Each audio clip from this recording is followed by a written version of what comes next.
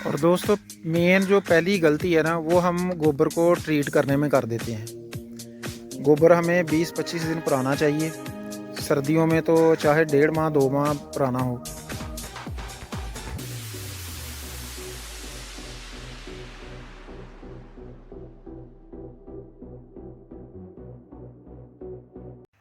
जी अस्सलाम वालेकुम दोस्तों, मैं मोहम्मद रिजवान खां और आप देख रहे हैं मेरा फेसबुक पेज और YouTube channel MR organic vermi compost farming.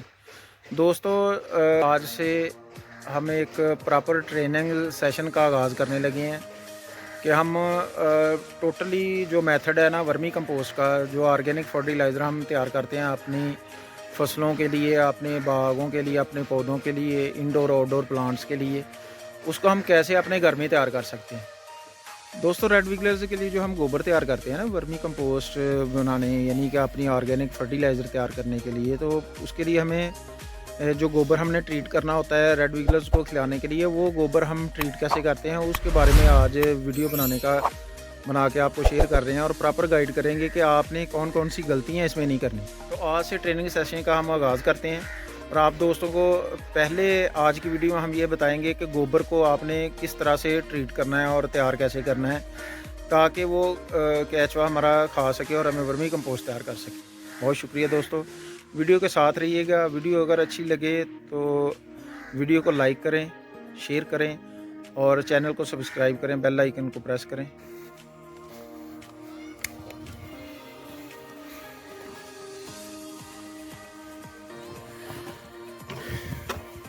ये जी,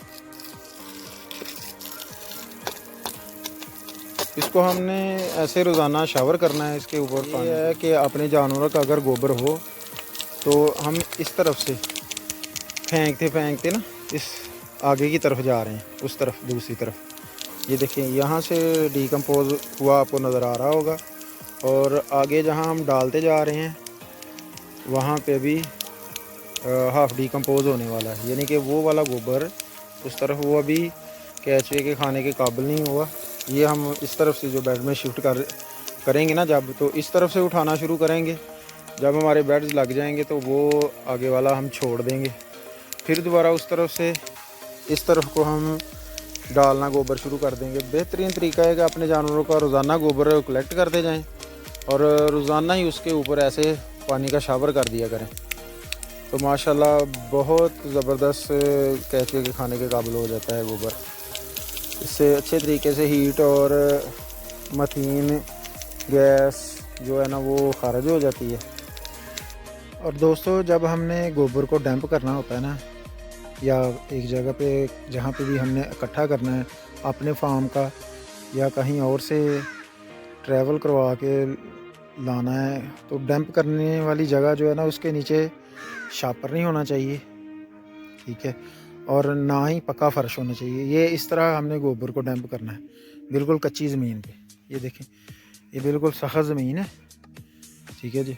तो हमने साथ इसको डंप करना है और गोबर को डंप भी उस जगह पे करना है जहाँ से आपको अपने बिल्कुल करीब पड़े अपने फार्म के। ये देखें, ये भी बिल्कुल कच्ची जगह है, कच्ची जगह पे डंप किया हुआ है, ठीक है दोस्तों। ये हमारा पुराना है, ट्रीट हो चुका है, यहाँ से हम उठा के आगे बेड पे शिफ्ट कर रहे हैं। और तीसरी जगह पे हम डंप कर रहे हैं उस जगह पे। ये जो छोटी सी डेरिया आपको नज़र आ रही है, ये वाली, ये जगह बिल्कुल कच्ची है, ज़मीन के ऊपर शापर नहीं, कोई फर्श वगैरह नहीं।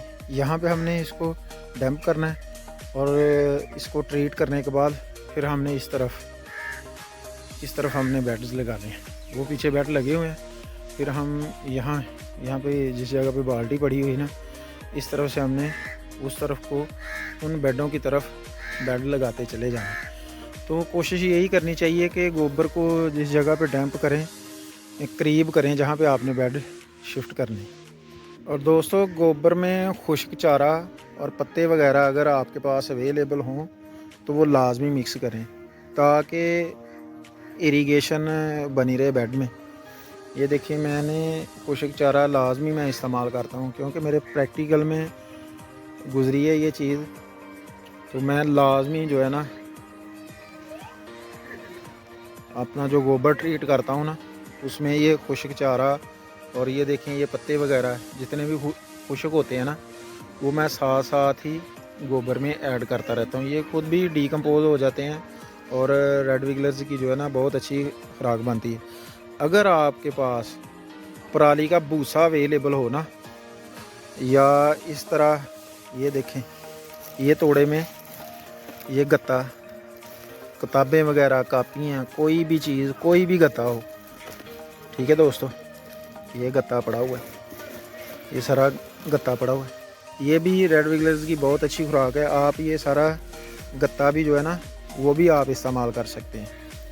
ये आज हमने गोबर कलेक्ट किया है और ये भैंसों का गोबर है, और मैं ज़्यादातर गोबर भैंस का इस्तेमाल करता हूँ क्योंकि ये बड़ा अच्छा ना डीकम्पोज हुआ मिलता है और फार्म से मिल जाता है। फार्म से गोबर जो हमें मिलेगा उसका मकसद ये है कि जानवर को वंडा वगैरह डाला होता है फार्मर ने, तो वहाँ से जो गोबर हमें मिलता है ना वो सारा वंडा तो जानवर जो है ना खा के डीकम्पोज नहीं करते, तो इसमें 70% तक जो वंडे की जो खुराक में जो अज्जा होते हैं ना वो जानवर डाइजेस्ट नहीं कर सकता, इसलिए वो गोबर में आ जाते हैं।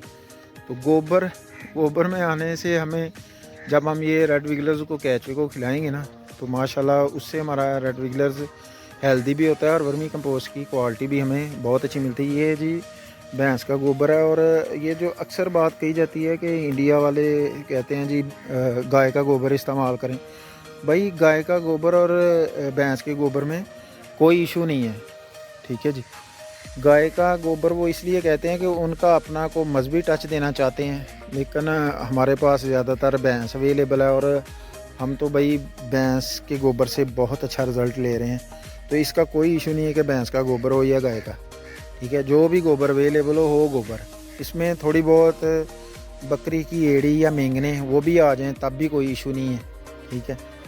इन चीज़ों से इतना कोई ख़ास फ़र्क नहीं पड़ता। बस आपने ज़रूरत इस चीज़ की है कि आपने पक्के फ़र्श का गोबर आपने लेना है, ठीक है।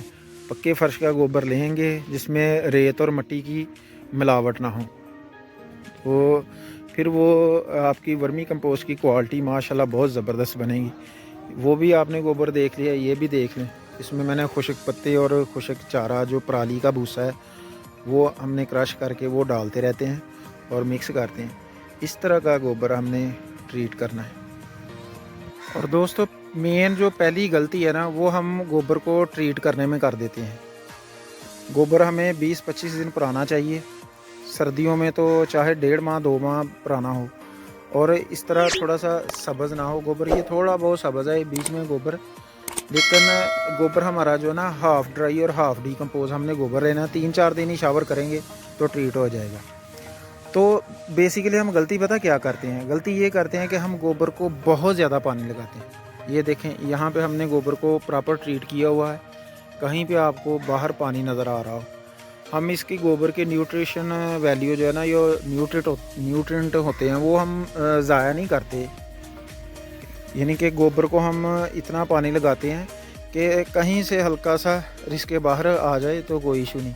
और इसका मॉइस्चर हम हाफ़ ड्राई और हाफ़ डीकम्पोज इसलिए कहते हैं कि अगर ज़्यादा गीला गोबर होगा तो रेड विगलर्स फिर गोबर में सर्वाइव नहीं करता, बाहर भागता है, या तो उसमें गैसें ज़्यादा गीले गोबर में गैसें पैदा होंगी तो रेड विगलर्स मरेगा।